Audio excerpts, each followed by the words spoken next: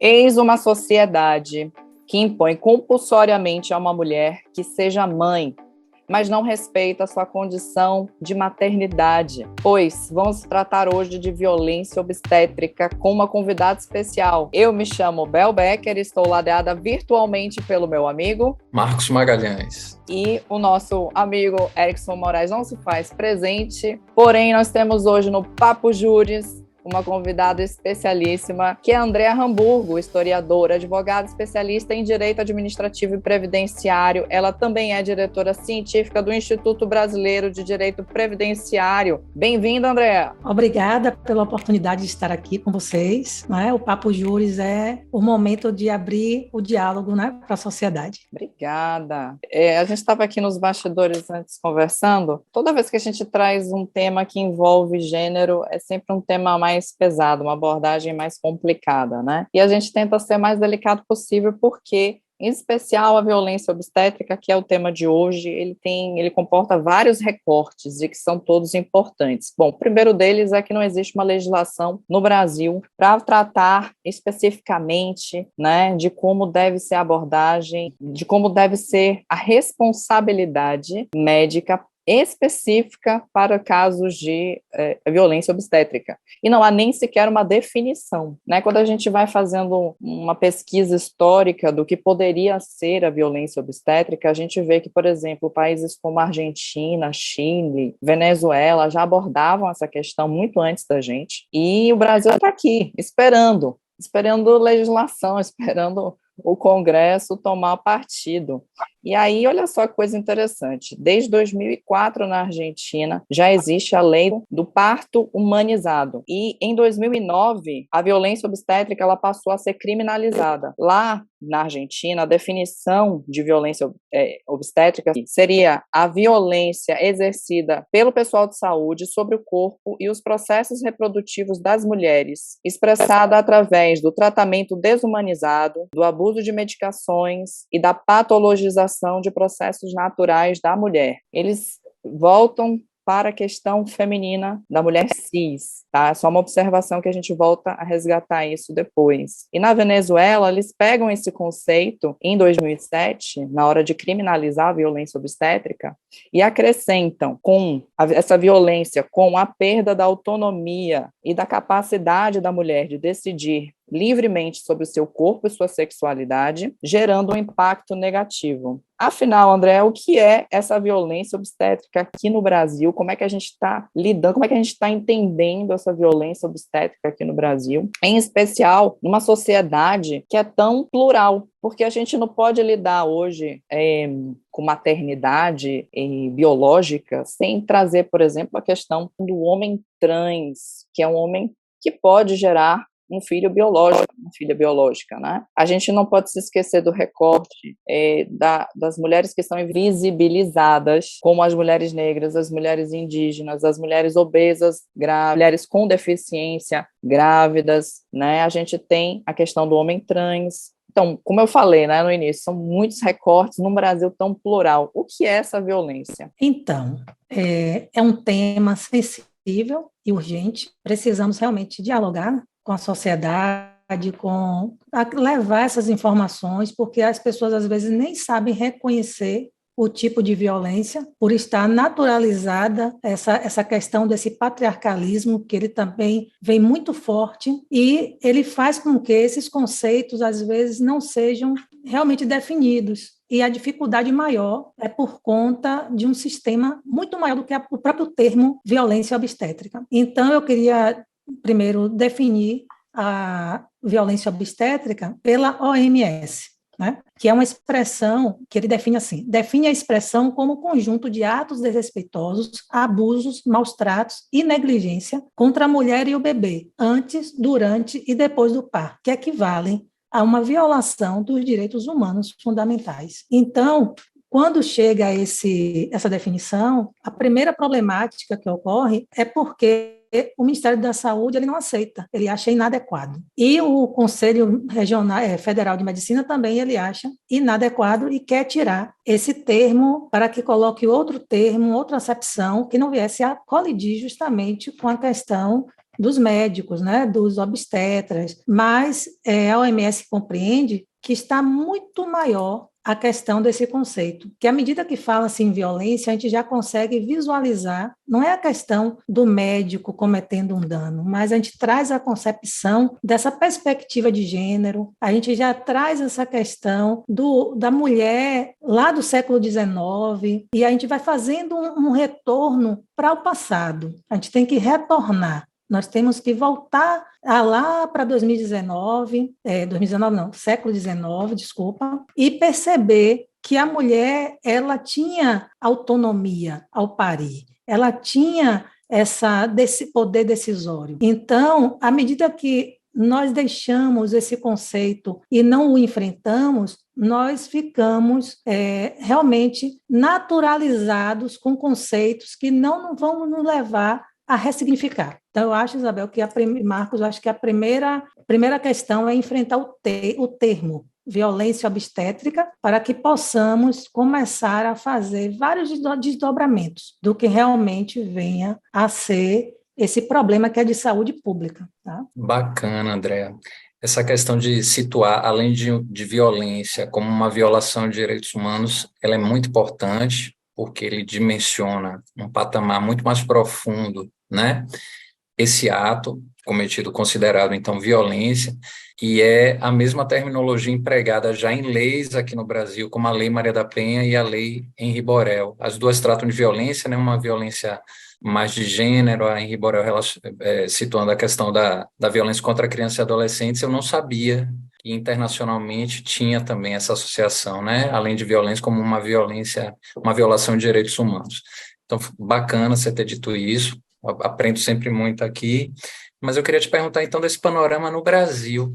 Tem projeto de lei, tem regulamentação, como é que está isso atualmente aqui no Brasil? Então, nós não temos ainda uma regulamentação, temos um projeto de lei de 2019, por conta que as mulheres, elas realmente, elas passam, às vezes elas nem sabem identificar. Então, isso começou, acho que foi no Rio Grande do Sul, salvo engano, num caso específico em que a mulher não teve realmente o marido para que pudesse acompanhá-la no momento que ela estava para dar, né, para parir. E então, isso já começou a se questionar essa autonomia desta mulher de decidir quem vai acompanhar, de quem vai, qual procedimento ela vai adotar. Então, existem uma série de informações que às vezes é suprimida e isso pode ser transformado, sim, em violência, em algum tipo de violência. Então, inicialmente, a gente tem que pensar assim, século XIX, a mulher, as parteiras, né, que eu queria muito trazer esse questionamento aqui, até pelo viés histórico, né, historiográfico, que eu também sou historiadora. Então, lá no século XIX, existia um saber sensorial, era um saber que a mulher, ela estava ali, não era um saber empírico sensorial. E depois esse modelo de saber vem se transformando em um saber de modelo tecnocrata. Davis Floyd, uma antropóloga americana, ela traz uma situação bem interessante, que esse modelo tecnocrata, ele recorta a questão de corpo e mente. Então, praticamente, a mulher, ela passa o hospital passa a ser uma fábrica, a mulher passa a ser uma máquina e o bebê um produto industrializado, né? Dessa indústria, desse produto que vai ser feito ali naquele momento. Então, a mulher ela perde, ela tem esse apagamento, ela vai ser passiva nas situações, nas decisões. E, às vezes, por conta dessa perspectiva de gênero, enquanto que a mulher tem seu corpo feminino, não é? Sempre inferior ao homem, o protótipo masculino do androcênico, ele está ali no centro, que ele é o perfeito, ele é o provedor. Então, isso recai também de uma forma simbólica no corpo da mulher para que ela seja manipulada. E aí o médico vem como se fosse uma máquina de fora para dentro para consertá-la, e isso vem a questão do ato de parir. Para tudo. Esse é mais um dos especiais de fim de ano do Papo Juriscast, e para que a gente possa fazer mais especiais como estes, e se você tiver outras sugestões, por que não se inscreva, deixe seu comentário, ative as notificações, curta esse vídeo, compartilha e não se esqueça de seguir a gente no Instagram. A gente também está no Google Podcasts e no Spotify. Então, o ato de parir também ele tem esse reflexo simbólico, essa simbologia, que a gente às vezes nem percebe, isso passa a se naturalizado e vai se acometendo até os dias de hoje como se fosse um ato normal. Então, é como eu digo, a gente voltar para o passado é o que se está buscando hoje, é buscar essa humanização do parto. Por quê? Porque humanizar não é negar a ciência. É o que eu estava conversando com a Isabel, um momento, a gente não vai negar a ciência, mas nós vamos trazer a ciência de uma forma empática para cuidar dessas mulheres, entende? Você estava falando antes, Andréa, sobre a questão das doulas, né? Que isso já ajuda nesse resgate da humanização, né? Tem, então, aprovação de lei nesse sentido e o projeto de lei que está em vigor, o projeto de lei que está correndo agora no Congresso Nacional, ele é de 2019? É isso? Ele é de 2019 e eu ainda percebo que essa não tem nenhuma movimentação ainda por conta desse nosso cenário misógino, patriarcal. Quem são os congressistas? Quem são? Então, assim, a gente tem essa questão ideológica muito forte e essa perspectiva de gênero hoje, ela está vindo com um debate muito intenso e não é fácil ressignificar e reconstruir diante de uma sociedade ainda muito machista, sexista, né, misógina. Então, isso reflete em nossa legislação. Eu só acrescentaria Sim. que a questão do poder econômico também está muito envolvida por conta da prática médica, está respaldada, né, por vários interesses econômicos, conglomerados, médicos, hospitalares. Tem um interesse também financeiro em que a medicina ela paute essa fábrica, esse espaço privado, sem autonomia do paciente, totalmente conduzido pelo médico, como uma forma de ganho, né, de lucro. Então, isso é parte de um movimento também econômico, financeiro, a gente sabe disso, né, como várias práticas culturais, historicamente, que as pessoas tinham autonomia, hoje elas perdem em face, né, dessa nova modalidade de capital que, inclusive, interfere na autonomia dos corpos, na autonomia do existir, né, do se comportar das pessoas. Exatamente. Esse modelo tecnocrata, justamente, ele faz isso. Ele traz o médico para o centro e tira essa mulher para que ela não tenha poder decisório. Então, essa decisão, quem parte, aí vem a questão da rentabilidade, da indústria farmacêutica, entre outras, é um tema duro, mas é um tema que realmente, cientificamente, os artigos nos traz luzes dessas informações. Eu não sei onde foi que eu li, e a gente tem, historicamente falando, uma ciência, uma medicina humana tão voltada realmente para a fisionomia masculina, né? Que quando a gente observa, por exemplo, a história da ginecologia, a gente sabe que era através de instrumentos de tortura, né? Até hoje a gente tem um instrumento de tortura para fazer o exame ginecológico, que é aquele...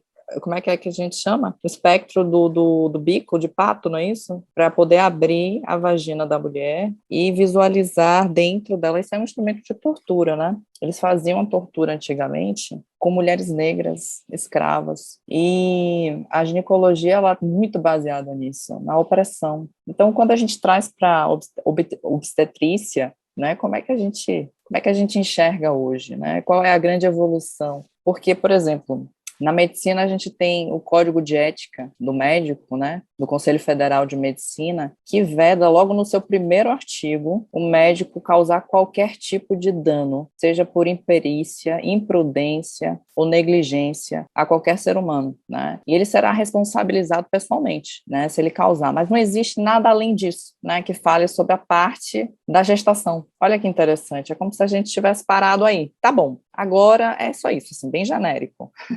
Né, nem mesmo o Conselho Federal de Medicina regulamentou de uma forma mais humanizada essa questão do parto, né, e nem o nosso Congresso bonito, maravilhoso, que está aí retendo esses projetos de lei, soube desenvolver, né, avançar nesse sentido. Legislações, estudos sobre mulher sempre são mais atrasados. Existe um artigo que é de Davis Floyd, que é essa antropóloga americana, ela traz assim que nos últimos 20 anos, pelo menos que as rotinas dos procedimentos obstétricos têm pouco ou nenhum embasamento científico. Aí tem a questão desse uso do enema, da tricotomia, daquela manobra de Christeller. Então, assim, a questão da litotomia, né? Aquela posição do parto. Epísio, né, Então, assim, também, o corte vaginal. a episiotomia. Então, assim, existem. Então, o que a gente está querendo trazer à tona não é que estes procedimentos eles não são interessantes, mas que não ocorram os excessos. Então, assim, a questão da cesariana no Brasil. Em 2014, eu acho que era autorizado de 10% a 15%. Em 2014, já se tinha 52%. Hoje está acima de 55% desse procedimento. Então, o que é que ocorre? Essa violência obstétrica que a gente tanto hoje quer trabalhar, não é a questão, mais uma vez, de negar a ciência, mas que se faça de uma forma humanizada, utilizando a ciência e olhando para esses corpos, para que os corpos dessas mulheres, sejam elas indígenas, sejam elas, né, trans, sejam elas negras, sobretudo as negras, porque muitas vezes elas não têm nem o atendimento necessário para que ela não tenha acesso ao acompanhante por conta de ela não sabe nem que ela está sendo violado o direito dela. Então, essa humanização, a gente precisa de um projeto de humanização nas faculdades, sejam nas graduações, pós-graduações, para que esse projeto de humanização ele faça parte, para que a gente também se transforme em pessoas empatas. Esses profissionais, eles vão ser que a gente precisa de estar se capacitando. Todos nós precisamos de capacitação. Todos nós precisamos estar observando que o mundo, né, ele vem o quê? Ele é em movimento. Então, esse movimento a gente precisa ressignificar ao longo das nossas capacitações. E hoje a OMS está trazendo justamente isso, essa preocupação. A Agenda de 2030, né, Marcos deve saber, no item 5, o objetivo 5, tem lá que ele quer realmente minimizar e até acabar com qualquer tipo de discriminação, de violência. Então, é uma preocupação não só interna, mas também externa, né, dos órgãos internacionais, dos organismos internacionais, voltados para saber que nós precisamos ressignificar. Então, é importante que nós tenhamos mais artigos científicos, mais produções científicas nesse sentido, para que a gente possa também estar ali conduzindo, fazendo valer, olha, a política pública aqui, ó, isso aqui tem que ser visível. Hoje existe, não sei se vocês sabem, um projeto Cegonha, que o MP daqui da Bahia, ele faz parte as maternidades todo mês têm uma reunião com todos os representantes das maternidades e lá são discutidos, é levado artigos, é levado índices, é levado várias situações para que se possa estar trabalhando. Então, eu fiquei feliz que a Bahia ela está tomando conta, tomando a rédea, sabe, do que é violência obstétrica e do que é que se pode ser melhorado. Então, a gente precisa apenas dialogar mais e estudar mais e realizar mais pesquisa. Bacana, não sabia também que aqui na Bahia a gente tem esse trabalho, Projeto Cegonha.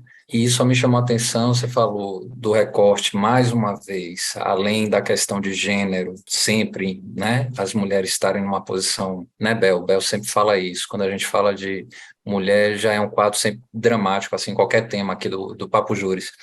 Mas tem a questão étnico-racial, viu, André? Acho bacana você ter trazido isso, estamos aqui 3 rostos brancos, né, falando de uma questão étnico-racial, então, pedindo licença, né, as pessoas, a gente não quer tutelar ninguém, mas acho importante a gente exercer o nosso dever cívico e crítico, né, o papel nosso é esse, é dramático. E você falou de um projeto aqui na Bahia com todo o SUS, que costuma ser referência no campo de políticas públicas de saúde, tem muitos equipamentos, dispositivos e profissionais muito bacanas. Infelizmente, as informações que eu percebo, e isso já tem um tempo, é de extrema violência no que diz respeito à prática, né, obstétrica. Inclusive tem documentários, e eu vi um que já tem um tempinho, no Futura, de uma mãe, inclusive, que ela não queria nem mais ter filho depois, porque foi tão traumático para ela, até hormônio para acelerar o nascimento do bebê e outras questões relacionadas à violência também, né? Ela não estava conseguindo, no período certo, o pessoal queria acelerar mesmo, como se fosse um agendamento, o parto, não respeitando, né, o corpo da mulher, porque não é, cada mulher tem um jeito, cada mulher tem uma dilatação, um tempo, né? E aquilo que a gente diz da falta de humanidade mesmo. E já ouvi também de pessoas próximas, amigas, sempre dizendo, que inclusive percebem, né, uma chateação por parte dos médicos ou de profissionais de saúde, quando tem uma demora, quando tem uma dificuldade, e querem acelerar o processo de todas as formas, não respeitando, sabe, até a questão do sentido que tudo é violência.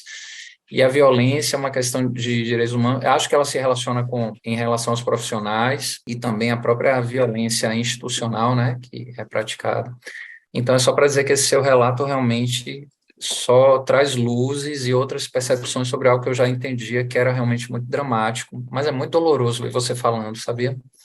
É uma angústia que eu sinto. E na condição de homem, né? Imagine mulher negra, mulher usuária, brasileira usuária do SUS, ou inclusive outras pessoas que têm outras tradições que não estão nem podendo mais ser respeitadas, né, em suas vontades. Me parece que está sendo uma coisa de blogueirinho, ter o parto humanizado e tal, mas não é. Nesse documentário ela fala, mas no meu segundo filho, eu nem queria ter mais filho, mas engravidei, tive um outro marido. Nesse segundo, quais as informações que eu tinha, que o que eu sofri no primeiro foi uma violência obstétrica, eu exerci meu empoderamento e aí foi tudo diferente. Inclusive, eu tive um parto humanizado, natural, totalmente adequado, e foi pelo SUS, porque todo mundo me pergunta, foi onde você pagou alguém? Ela disse, não, está no SUS, é um direito de toda brasileira, ter o parto humanizado. Isso está na lei, isso é do SUS. Agora, o que a gente precisa é que as pessoas se informem sobre isso. Se você ainda disse assim, tem mulheres que nem sabem que estão sofrendo violência.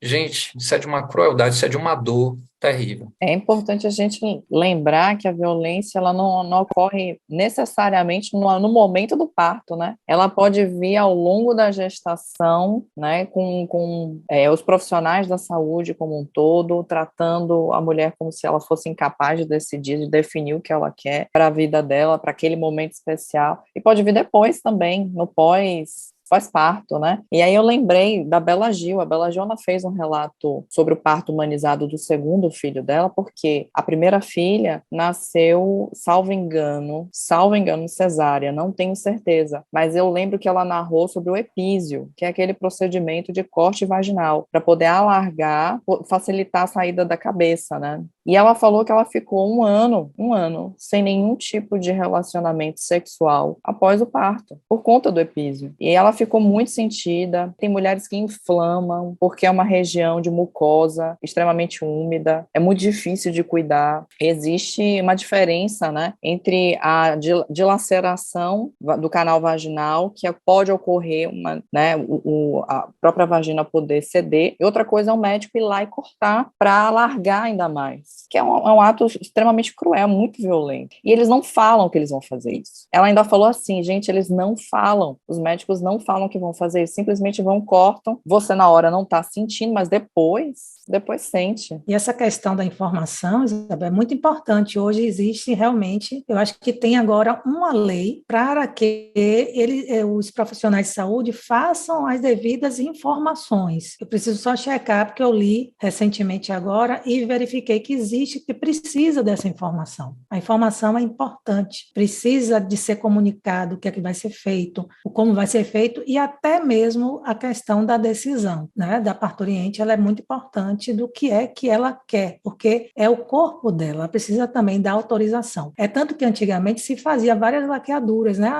fazia laqueadura e quando a mulher via já estava laqueado. Hoje é lesão corporal, se ela não autorizar, é crime. Então, assim, nós precisamos entender e compreender que é preciso informar, é preciso ter informação e transparência, sobretudo nos corpos das mulheres, sejam elas brancas, indígenas, trans, porque ela tem autonomia, ela tem responsabilidade de dizer quero, né? Claro que vem a questão da saúde, entre a saúde da mulher e a saúde do bebê, isso aqui não está em voga, mas das questões mais corriqueiras, se a informação tem que ser preservada sim.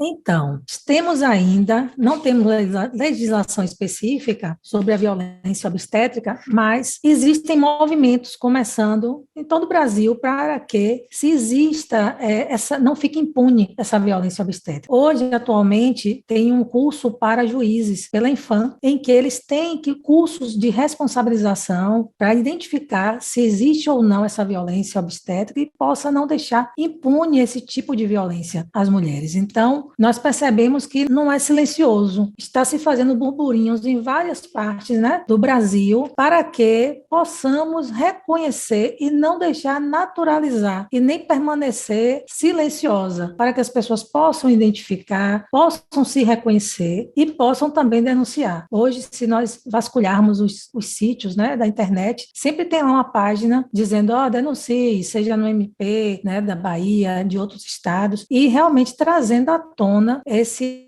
comportamento não mais aceitável para com as mulheres. Eu acho que você, como historiadora e advogada, e sua visão acaba sendo multidisciplinar, né? E são várias questões mesmo relacionadas a esse tema, várias abordagens, como o Bel disse no começo. E aí eu queria saber, assim, do ponto de vista de pesquisadora, qual é a linha de trabalho que você segue, qual é o objeto de estudo, assim, que você foca no seu trabalho? Tá. Hoje, atualmente, eu estou como diretora científica do Instituto Brasileiro de Direito Previdenciário. Eu trabalho hoje com direito previdenciário. Então, nessa jornada, eu também faço esse estudo do direito previdenciário com perspectiva de gênero. Então, lá eu procuro, como eu sou historiadora, eu sempre gosto de ver esse olhar interdisciplinar, transdisciplinar e interseccional. Então, eu busco ter um olhar mais de esse caleidoscópio, né, para que a gente possa enxergar de várias nuances e que possa também estar contribuindo.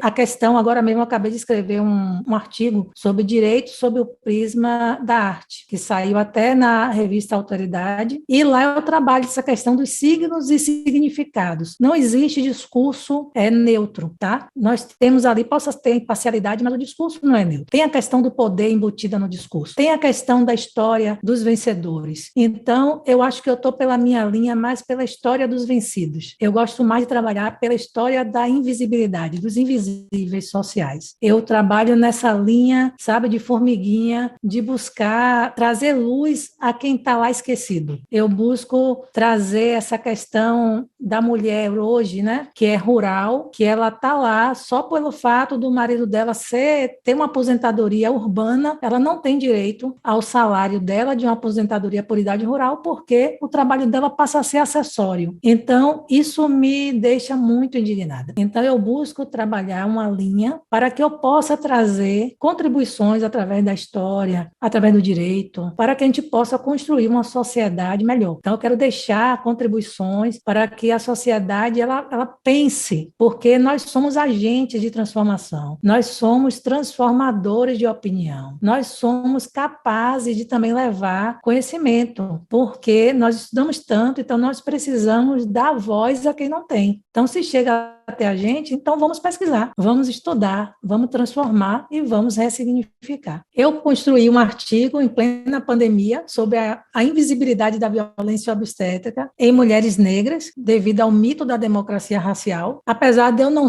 ter o lugar de fala, como o Marcos bem fala, eu não tenho esse lugar, mas esse lugar eu percebo que ele é de todo mundo. Todo mundo tem um lugar de fala. Todo mundo tem um lugar de fala, mas nós temos também que dialogar e temos o compromisso de dizer o que é que nos incomoda.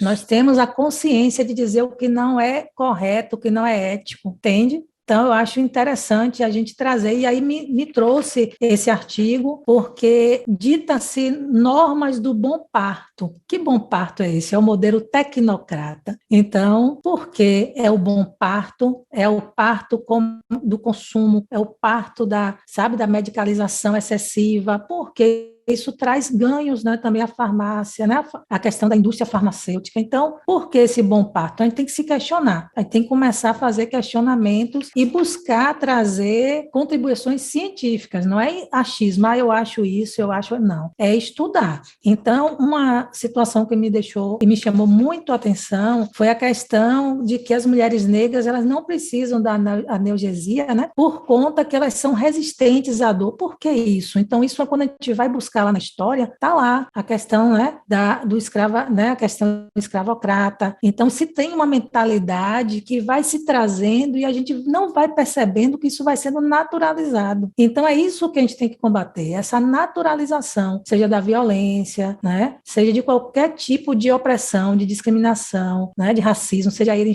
institucional, estrutural, individual, a gente não pode tolerar. Então, é nesse local que eu gosto de trabalhar e de trazer contribuições para que a gente possa crescer enquanto sociedade.